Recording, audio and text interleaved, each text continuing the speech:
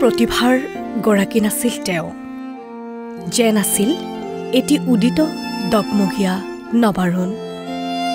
আজি সেই স্নিগ্ধ শীতল কৰি চিৰদিনৰ বাবে শুই পৰিল এটি উজ্জ্বল জেউতি।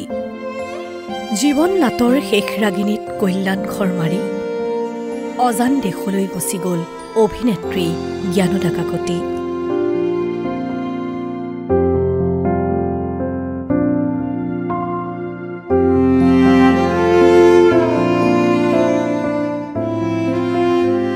নব্বৈ বছৰ বয়সত অসমৰ সাংস্কৃতিক ক্ষেত্ৰখন উকা কৰি চিৰবিদায় ল'লে জ্ঞানদা কাকতিয়ে।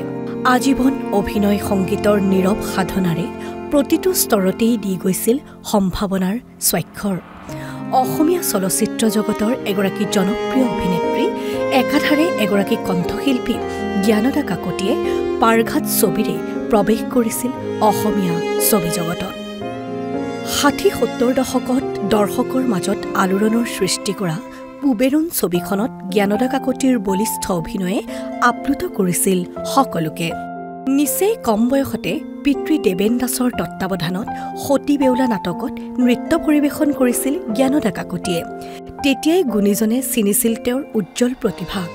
আনকি সেই নৃত্যত মুগ্ধ হৈছিল কলাগুৰু বিষ্ণুপ্ৰসাদ ৰাভা।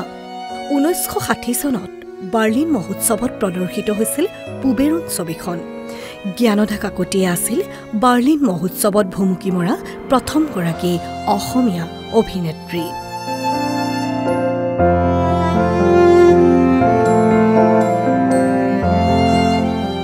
তেতিয়াৰে পৰা কোনোদিন আৰু পাছলৈ ঘূৰি নোচোৱা জ্ঞানদা কাকতিয়ে অভিনয় কৰি গৈছিল পিয়লি ফুকন, সৰাপাত, লখিমী, ৰঙা পুলিচ, চাকনৈয়া, প্ৰথম ৰাগিনী, পুৱতি নিশাৰ সপোন, নৰকাসুৰ, শেষ বিচাৰ আদি বহু ছবিত।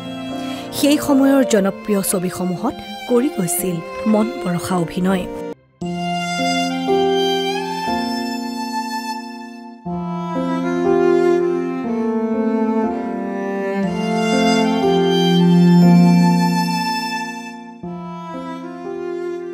অসমীয়া ছবিৰ উপৰিও বহু বাঙালী ছবিত অভিনয়ৰ সুযোগ লাভ কৰিছিল অভিনেত্ৰী জ্ঞানদা কাকতিয়ে। ইয়াৰ উপৰিও অসম আৰু শ্বিলং আকাশবাণী কেন্দ্ৰত নিয়মীয়া কণ্ঠশিল্পী আছিল জ্ঞানদা কাকতি। তেওঁৰ কণ্ঠতেই বাণীবদ্ধ হৈছিল ঔ বৰ্ণৈ, হিয়াহীনা কবিপ্ৰিয়া, কাষত কলচী হালিজালিৰ দৰে বহু শ্ৰুতিমধুৰ গীত।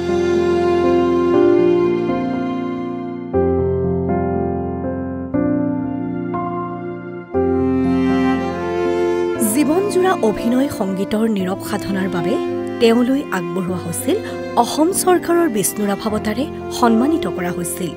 তেওঁলৈ আগবঢ়োৱা হৈছিল আইদেউ সন্ধিকৈ সোঁৱৰণী বঁটা। ৯০ বছৰ বয়সত বাৰ্ধক্যজনিত কাৰণত শ্বিলঙৰ বেথানী চিকিৎসালয়ত জীৱনৰ মেলানি মাগিলে জ্ঞানদা কাকতিয়ে। NB নিউজৰ তৰফৰ পৰাও তেওঁৰ বিদেহী আত্মাৰ সদ্গতিৰ অৰ্থে জনালো একাজলি শ্ৰদ্ধাঞ্জলি।